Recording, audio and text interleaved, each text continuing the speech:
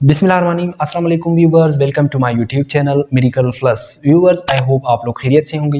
Viewers, आज हम discuss करने वाले हैं एक मेडिकल लेबोरेटरी टेस्ट जिसको हम यूरिया कहते हैं। तो हम पहले यूरिया का शॉर्ट इंट्रोडक्शन करेंगे, फिर इसके उसका जो नॉर्मल रेंज है, क्रिटिकल वैल्यू है और उसके जो हाई और लो कंडीशन है उसके बारे में डिस्कस करेंगे। इसके अलावा इसकी सिम्टम्स यानी कौन से सिम्टम्स के बिना पर डॉक्टर पेशेंट को यूरिया का टेस्ट लिख देते हैं, और इसके अलावा इसकी प्रोसीजर्स क्या है यानी लैब में हम इसको किस तरह परफॉर्म करते हैं और इसकी कौन सी प्रोसीजर्स है और कौन से इंस्ट्रूमेंट इसके लिए इस्तेमाल होते हैं।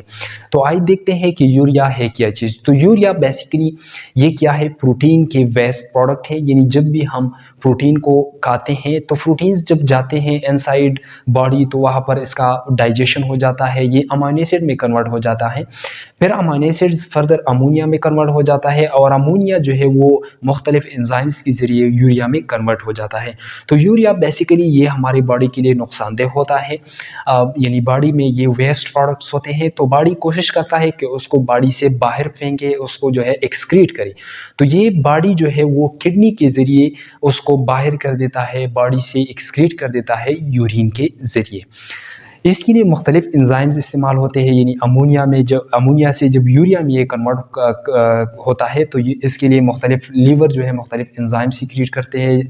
फॉर एग्जांपल इसमें एक एंजाइम है यूरिएज, वो भी इसमें इस्तेमाल होता है। ठीक है, तो ये था यूरिया। अब नॉर्मल रेंज की अगर बात करें कि ह्यूमन में इसका नॉर्मल रेंज कितना होता है, तो मुख्तलिफ लेबॉरेटरी जो है अपने वैल्यूज़ इस्तेमाल करते हैं, लेकिन एग्जैक्ट जो वैल्यू मैं भी बता रहा हूँ वो कितना है, वो 15 से लेकर 38.5 mg/dl है।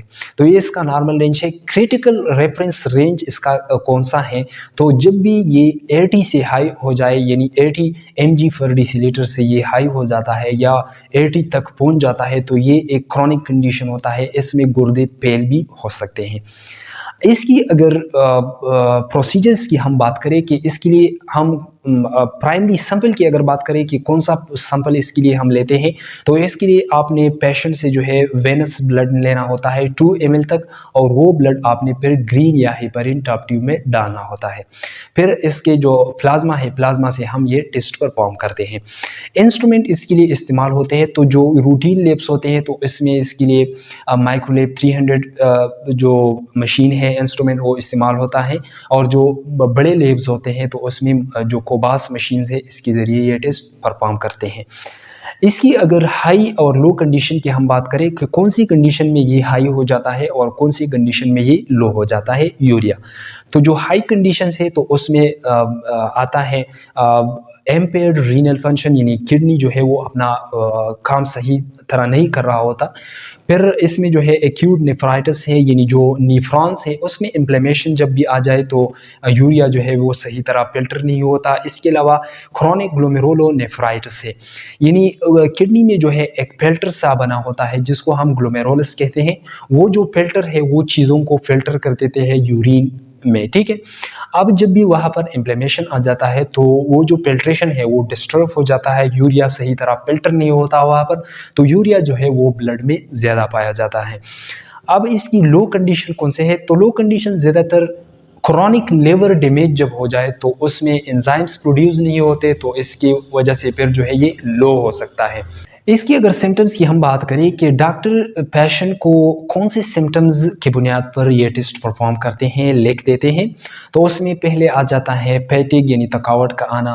इसके अलावा जो है loss of appetite, muscle cramps, ठीक है, और इसके अलावा एचिंग यानी स्किन पर जो है खारिश का आ जाना। इसके अलावा नोजिया एंड वोमिटिंग। ये जो सिम्टम्स है तो ये जब पेशेंट डॉक्टर के पास जाता है और उनको ये सिम्टम्स उनमें मौजूद हो तो डॉक्टर उसको जो है यूरिया का ये टेस्ट लिख देते हैं।